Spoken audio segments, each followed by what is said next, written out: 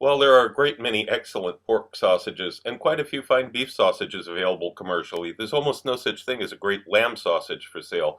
The only popular one is merguez sausage from North Africa, and that's so heavily spiced that you can hardly even tell it's lamb. This is a delicious lamb sausage that isn't gamey and can be made without a casing, so you can easily crumble it up for use in pasta or rice dishes too. Or just put it in a bun like you would a hot dog, and you'll see why we were able to charge so much for one of these little beauties. The first step here is to get some olive oil in a hot pan, some shallots, which I'm going to chop up, about 100 grams of shallot, 100 grams of mushrooms. You can use regular champignons. I'm using these mushrooms, which have a little bit more flavor, and a real good handful of parsley. You want a lot of parsley in this. And as soon as the pan gets hot, we're going to add the oil and start cooking the mushrooms and the shallot. Olive oil's in the pan.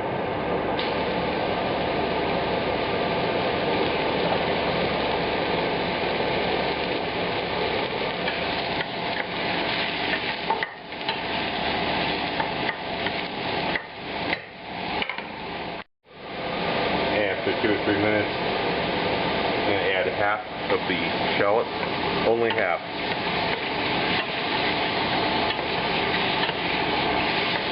Do this and let this cook for another 2 or 3 minutes till the shallot's soft, and the heat's on 8 out of 1 to 10, it's quite high. 2 more minutes. Now I'm going to turn the heat down to 6 and add the parsley.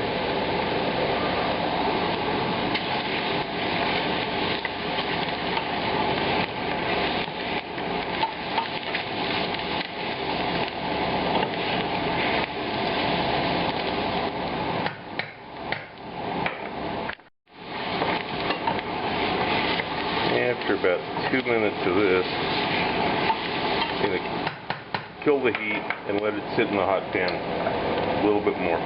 No heat on it though. Now we have the seasoning mix. Here's the other half of the shallots, which I'm going to add in just a minute. We've got half a teaspoon of coriander seeds, half a teaspoon of black peppercorns, and then a few of these little dried Italian chilies. This is the kind that I'm using. Diavoletto. Devil something or another. These are very hot. They come from South Italy. You can use other chilies if you like, but this will have a better flavor, and these have a novel taste to them you won't get anywhere else. Now we have the chilies, the coriander seeds, the black peppercorns. I'm adding a teaspoon of coarse salt to this. I'm going to grind this up quick here. It's been about 3 minutes since I turned the heat off this pan. Now I'm going to add the other half of the shallots. Just let them sweat a little bit in that residual heat. The burner is still off. And spices get added to this mixture. Still no burner. The burner is still off. It's still just going on the residual heat.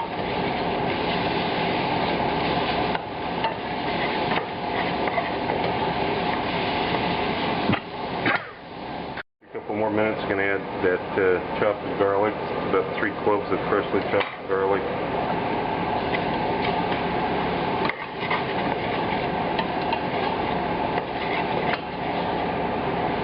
Okay, still the heat is off the pan. I'm going to use a little dry vermouth, maybe ounce, 30 milliliters, something like that, to deglaze the bottom of the pan.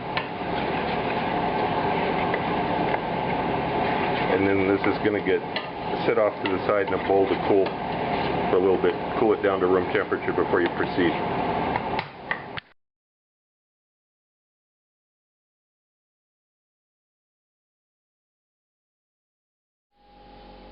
I have the 450 grams of lamb that's been cut from scraps from mostly, but you can use any boneless lamb. Make sure that you get some fat in there, and then this is the mixture with the mushrooms and the shallots and all. This was cooled in the refrigerator for about an hour first to make sure that there's no warmth going in here, because we don't want to spoil the lamb. And then you mix this around, put cling film over it, and we're going to refrigerate this overnight. Pass the mixture through a meat grinder with the medium fine plate. Then we get the ground meat like this. Now this would normally, in most cases, would be the end of it. Then we could just make meatballs or something. But this case we're going to do something different. This is going to get a second grind in a food processor to make it really, really fine.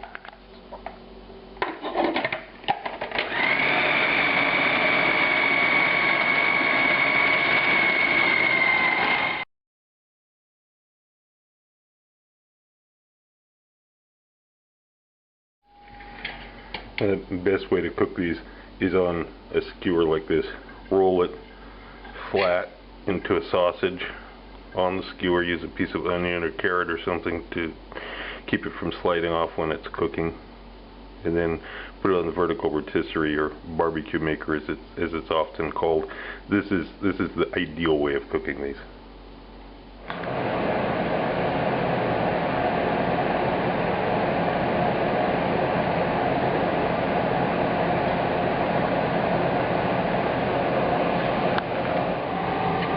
After 12 to 14 minutes, you've got nicely browned sausages with no skins.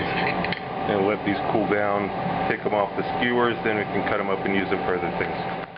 These are slightly pink inside because of the nitrite. I'm very pleased to announce the release of Volume 3, The Focus on Food Chemistry.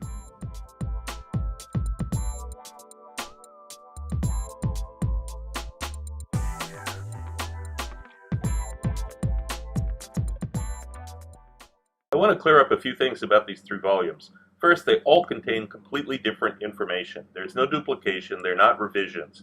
When I wrote Volume 1, I had 2.5 years of YouTube videos to cover. People had been asking me for the printed list of ingredients for all of those dishes, and so I obliged. There are recipes with stepwise directions and many tips offered throughout, as well as an extensive history of Russian cuisine over the last 1,000 years, but Volume 1 is very different from Volume 2 and 3. In Volumes 2 and 3, I only had about 9 months of YouTube recipes to cover in each, so I was able to provide stepwise directions for everything. In Volume 2, I included a lot of additional information about cooking and some simple examples of flavor chemistry to set the stage for Volume 3. While Volume 2 hopefully got you thinking about some of the processes that go on in cooking and how flavors are expressed and sensed at the molecular level, the topic was painted with pretty broad strokes to make it easy to digest, pun intended. Volume 3 is a milestone of the series, in which I have included an entire introductory course in food chemistry, which is why Volume 3 is about 70 pages longer than Volume 2. And if you just want the recipes, that's okay too. You don't have to read the first few chapters, but if you've ever been curious about what influences tastes and flavors and the rationale for deciding cooking times and temperatures and why things taste different when they're combined in different ways, this book will answer many of those questions. It also paves the way for Volume 4, which will be next year.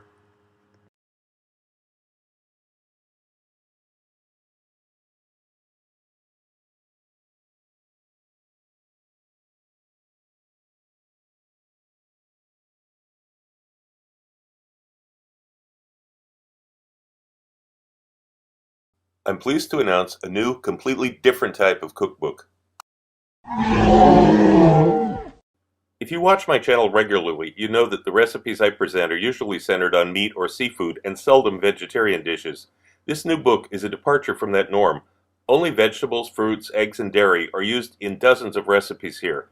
The key here is that these recipes don't taste like typical vegetarian food. This isn't a bunch of salads and bean sprouts wrapped in pita bread. These are completely satisfying, hearty dishes that use the science of food chemistry to produce meat-like aromas and flavors. But don't worry, there's no weird chemicals involved, just ordinary foods and spices that you can get in any grocery store. This really is an entirely new approach. These are flavorful, filling meals produced by a distinctive cooking method and unexpected combinations of ingredients. Once you see how it's done and understand the method, you can apply these preparations to some of your own recipes and transform them into vegetarian dishes too.